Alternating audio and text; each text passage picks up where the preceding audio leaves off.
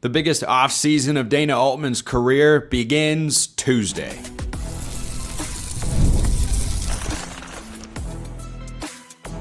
You are Locked On Ducks, your daily podcast on the Oregon Ducks. Part of the Locked On Podcast Network, your team every day. Yes, it is that time once again for a bonus episode of Locked On Ducks. I'm your host, Spencer McLaughlin. Thank you all so much for making this your first listen or your first view of the day. It is part of the Locked On Podcast Network, your team every day, the number one sports podcast network out there. Thank you all, especially my everydayers, for helping make that the case. So before the transfer portal for men's basketball opens on Tuesday, that'll be after the national championship between Michigan and UConn tonight. I think Michigan wins. I've been wrong about UConn before, but Michigan is indeed very good. You'll know the outcome of that perhaps by the time you listen to or watch this show. And that will mean, if that's the case, it's the offseason and the transfer portal is open. Look, basketball gets it a little bit more right than football does, and not having the transfer portal be during the season. A cooling off period, I feel, is appropriate, as I've talked about a lot over on Locked On College Football. But this offseason for Dana Altman and his staff is not just the most important that he's ever had, not that others haven't mattered. There's more work to do now than there ever has been before, because without Jackson Shelstad, without KJ Evans, and I'm beyond fascinated to see where those guys wind up, because we know that they are going to be all Big Ten caliber players. Maybe they won't garner those awards, but we know that those are plus starters in the Big Ten. Perfect? No, few players are. But Oregon's transfer portal needs going into this window are extensive. And of their 15 scholarship roster slots, they have only currently, and maybe more guys will be entering the portal tomorrow. We don't know. There's still more that could happen on that front, but we know that players are going to come into the program at some point in time. It might not be on the first day. So if April 7th comes and goes, I think that's my buddy's birthday. I don't know. I'd have to check Facebook. That's what that's good for, of course. But if April 7th comes and goes and Oregon has one or two more players enter the portal, but no one joins the Ducks, that is not time to press the panic button.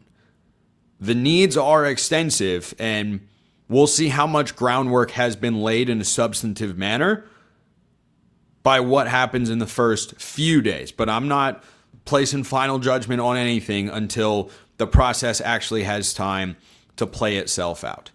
So right now, of the 15 scholarship roster spots, you have got for next year, as I record this show on Monday afternoon, Wei Lin, Jamari Phillips were both on the roster this past year. You've got the three incoming true freshmen, Seven Spurlock, Kendre Harrison, and Taj Ariza. And Kendre Harrison, as I've discussed before, I don't really understand when he's, at least in my offensive projection, going to be tight end 2 for Oregon football. I don't know how Dana Altman can reliably make him a part of the basketball plans. We'll see. You've also got Ife Vuitton is one of those, who redshirted this past year. He played 5 games. I don't know if they actually went through that process, but 9 is the maximum you can play in redshirt. He played in Turkey before he got to the Ducks and hardly played this past year. You've got Luke Johnson, who saw the court more than we probably would have liked this past year, a walk-on. Sean Stewart, who has announced he's returning, or at least that's been reported. I don't know if he himself made the actual announcement. And Ige Demir. So when you hear that lineup of players, if you're familiar with what happened during the basketball season this past year, you'll probably reach the same conclusion that I reached. There is a possibility that of the players currently slated to be on the roster next year, none of them are starting caliber. None of them are starting caliber. That's entirely possible. The true freshmen, look, we'll see. Seven Spurlock was recruited by some big-time schools. Was not a super highly rated recruit, probably for a reason. I don't have massive expectations for him. I'm excited about Taj Ariza, the son of Trevor Ariza, and That's a guy that, if he starts, could be a part of the rebuild of Oregon men's basketball under Dana Altman, who's got 2 years left on his contract. And if he doesn't nail this transfer portal cycle, maybe he doesn't get to come back for the last year of his contract and go out on a high note. That is an absolute possibility. So it's going to be a very pressure-packed next 48 to 72 hours, and then that will continue because the portal, like in football, is open for 2 weeks. And remember, you can enter the portal only during that time. You can exit the portal at any time. Going into not this past year, but the year before, when Oregon was a 5 seed in the NCAA tournament, they added Supreme Cook, I believe, sometime in June, and he was the backup center. He was a part of that 4-man big rotation that Dana Altman worked pretty masterfully. And then TJ Bamba, I think, committed to Oregon in May, if memory serves. I'm going to double check that real quick. So, it's about watching who goes in and when. Yeah, May 2nd, 2024 is when TJ Bamba committed to Oregon. So this stuff could drag out for a while, but it all officially begins on Tuesday. There are definitely a couple names I'm hoping Oregon gets, but really they're just points of reference as we go into watching Oregon build basically a brand new roster. First, this episode brought to you by our friends at Wayfair. Wayday is here, and if you've been thinking about upgrading your space, this is the time to do it. We're talking about some of the best deals of the year on furniture, decor, outdoor essentials, everything you need to refresh your home.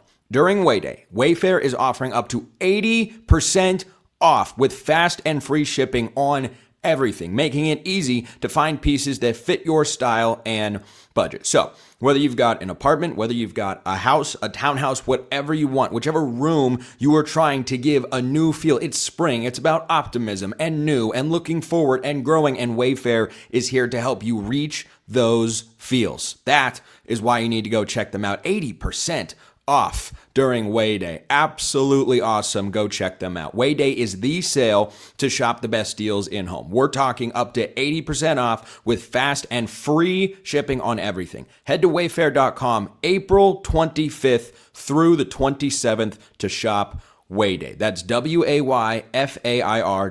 Wayfair, every style, every home. This episode brought to you by our friends at TurboTax. It's tax time, but for a lot of us, the old way of doing taxes is a lot. Trying to book an appointment, that's not the most convenient. Sitting in a waiting room with a stack of papers, emailing back and forth, and wondering if they really get your situation. This year, you're getting a major upgrade. Intuit TurboTax now has in-person locations nationwide. You can meet face-to-face with a real tax expert, and your documents get uploaded straight to your TurboTax app on the spot. And just like that, you're done.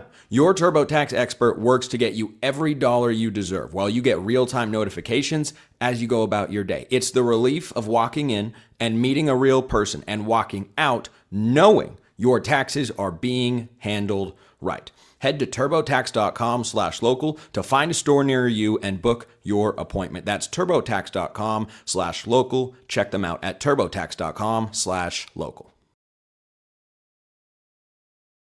Thank you for making this show your first listen or your first view every day. If you tune into every episode and want to level up to get ad-free audio and other perks, join the Locked On Everydayer Club. You get your first month free when you use code MARCH. You'll unlock ad-free episodes and entry into our private listener group chat where I'm hanging out all the time. Click the link in the show notes below and use that code MARCH to get your first month free and join the Locked On Everydayer Club today. Even though there are only 2 segments on this bonus show, still worthy of a second segment sip, of course. So, couple of names that I'm keeping an eye on. I want to start with KJ Lewis. The Georgetown transfer was at Arizona before that. Very TJ Bamba-esque with his play.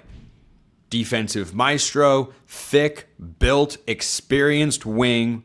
As a shooter, think he's just okay, though those results can go all over the place. Bamba, in his career, had been a good shooter, got to Oregon, for some reason couldn't. But he was a very good player for the Ducks in his 1 year in Eugene.